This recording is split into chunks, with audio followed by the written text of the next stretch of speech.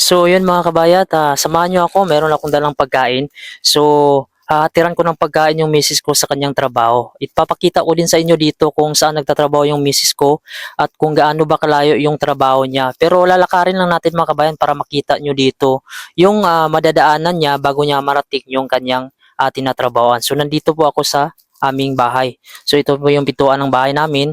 Tapos, bababa tayo mula dito papunta doon sa tinatrabahoan niya. Tara mga kabayan, simulan na natin mga kabayan at uurasan natin kung ilang minuto yung paglalakad mula dito sa bahay at tinatrabahoan niya. So ngayon mga kabayan, mag-uumpisa na tayo. Nandito na tayo sa baba. So napapansin nyo, ito yung oras alas 9 na ng gabi. Panghapon kasi yung schedule ng asawa ko, alas 5 siya papasok ng hapon, tapos alauna siya makauwi mga kabayan. So hindi na kami nagpang-abot kasi nga alas 5 ako gumigising, tapos pumapasok ako alas 6, tapos pagdating ko dito alas 5 na ng hapon, naka-duty na siya. Sa ngayon kasi ay yun pa yung schedule na available niya. So samahan niyo ako mga kabayan at papakita ko sa inyo dito. Tingnan niyo man ang panahon ngayon, medyo malakas-lakas lang yung hangin, tapos yung paligid natin kahit wala siyang araw pero maliwanag pa rin siya. So ako lang dito mga kabayan yung naglalakad, no. So ayan, ito yung madadaanan natin ngayon. Bali, boses ko lang talaga na actual ang maririnig nyo ngayon. Hindi muna tayo magbo-voice over. So dito ako sa gilid dadaan mga kabayan. Kasi nga baka dyan sa highway may dadaan pang sasakyan. Pero bihira na lang man yung mga sasakyan na dumadaan sa ngayon. So may pailan-ilan pang mga tao na naglalakad. So yung dinadaanan ko mga kabayan, dito lang, isang area lang talaga ito mga kabayan. Hindi na ako lumiko. So yung bahay namin, ayun oh, yung may sasakyan na puti, ayan, dyan yung bahay namin. Tapos ito lang yung dadaanan niya papunta dun sa baba. So ngayon, samahan nyo ako kung ilang minuto yung paglalakad natin mga kabayan, no? So makikita nyo naman sa video kung ilang minuto yung paglalakad natin mula marating natin yung tinatrabahoan niya. So dito tayo dadaan mga kabayan, sa gilid lang tayo. Kasi ito yung tamang way dito sa kabila mga kabayan. Yun. So, pag dito, pag pedestrian lane talaga, pag dadaan ka ng mga pedestrian lane, automatic na yan mga kabayan na priority ka ng mga sasakyan dito. Yung mga driver dito ay hindi sila makakaskasiro. So, yung tinatrabahoan niya mga kabayan, sobrang lapit lang, malalakad lang natin. Kaya hindi na ako nagsasakyan kasi medyo malakas-lakas yung hangin ngayon.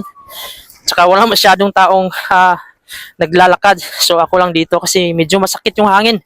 Dahil pag may hangin, malamig at masakit sa kamay. So ito medyo mataas-taas na yung mga building dito. So street lang mga kabayan. Street lang yung daanan. So doon lang yung bahay namin oh, yung paliko na yan. So ito lang yung highway na dinadaanan natin. So tuloy-tuloy lang tayo para malaman natin kung ilang minuto talaga mga kabayan bago natin marating. So ipapakita ko sa inyo dito yung mga pwedeng trabahoan. So dito sa madadaanan natin, ayan oh, yung sa harap. Yan ay mga cafe yan dyan mga kabayan. Tapos mga restaurant, may mga bar din dito sa madadaanan. Kasi ito na yung sentro dito or yung heart, kung tinatawag nila dito. Yung sa Pilipinas pa, may tinatawag na heart of the Philippines. So ito yung pinakasentro. So medyo malakas-lakas yung hangin mga kabayan ha. So yan, mga cafe yan dyan mga kabayan, no? Cafe Esmeralda, may kababayan din tayo dyan na nagtatrabaho. So yun, medyo malakas talaga yung hangin. So yung tinatrabuhan niya mga kabayan, kita na dito.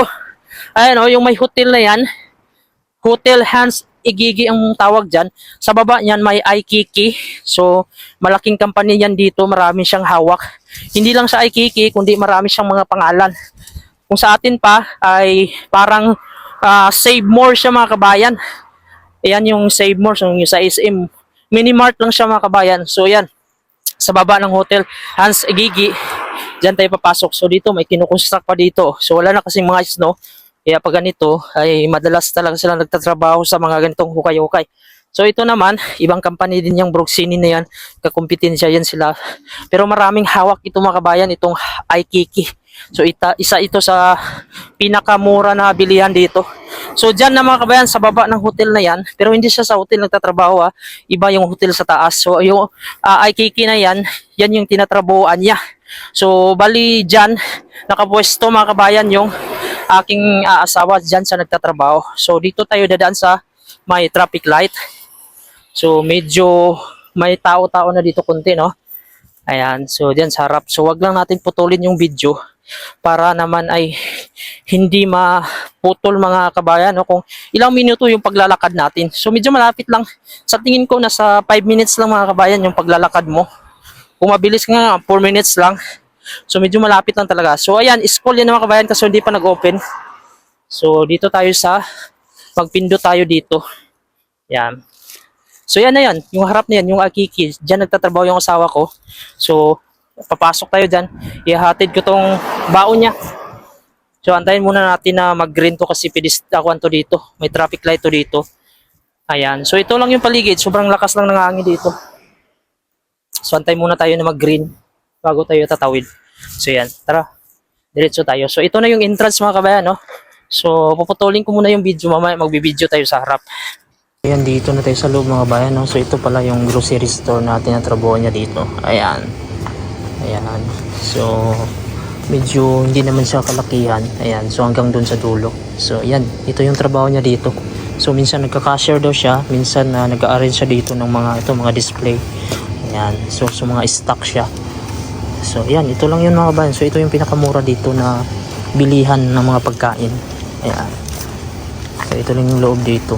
So nandiyan pa siya sa loob, may kinuha lang siyang number kasi magbe-break siya. So yan, hanggang dito lang. So hindi maraming tao mga kabayan. Kukunti lang yung mga tao dito. Yan.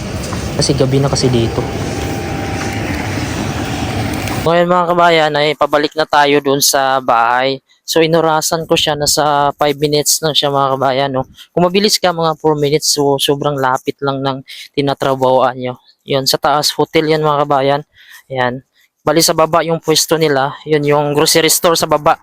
So marami silang branch dito sa Greenland. So actually dito, hindi man naman siya masyadong nahirapan talaga sa paghahanap ng trabaho kasi nga marami kasi akong mga kakilala din dito na kababayan na hinanapan siya ng trabaho kung saan may bakante. So lalo na ngayon kasi yung summer, maraming gustong magtrabaho kasi hindi nga siya sobrang lamig gaya sa winter. So yan, pabalik na ako ngayon mga kabayan, no? Papunta na ako dun sa aking bahay. Bale yung misis ko ay medyo hindi naman siya nahirapan maghanap ng trabaho. Mahirap lang dito maghanap ng trabaho mga kabayan pagka bago ka pa kasi hindi mo man kabisado. Medyo nahirapan ako sa schedule lang kasi sasamahan ko siya pag break time ko magpasa ng mga resume. May pinasahan kami online lang tapos may walk-in din kami na dalawang store na walk-in kami kaso nga walang bakante dahil marami ngayon ang nagtatrabaho pag ganito summer. So yung kakilala ko kasi mga kabayan, matagal na din siya nag-o-offer sa asawa ko kung kailan darating yung asawa ko. Ang problema lang mga kabayan, yung mga ino-offer sa akin ng kaibigan ko dito na Pilipino din, ay hindi pa kasi dumadating yung misis ko noon. Inoperan niya na kung kailan darating. May bakante sana dun sa kabilang store din. Nung pagkadating dito, ay nagantay kami ng siguro mga 1 buwan din mga kabayan. Pag 1 buwan din siya bago na bakante yung doon sa kakilala ko. So doon ko siya pinapasok kasi nga yun kakilala ko din yun. Tsaka maganda din kasi yung sa supermarket lang mga kabayan. So yun lang mga kabayan, nakarating na tayo dito sa bahay, no. So sa mga nangangarap pa rin makapunta dito sa Greenland, so i-search nyo lang po yung Work in GL sa Facebook page. Doon kayo magpasa ng resume. Baka sakaling ma-hire kayo, mapili kayo ng resume. So hanggang dito na lang yung aking video. Maraming salamat po sa panonood and God bless you all po.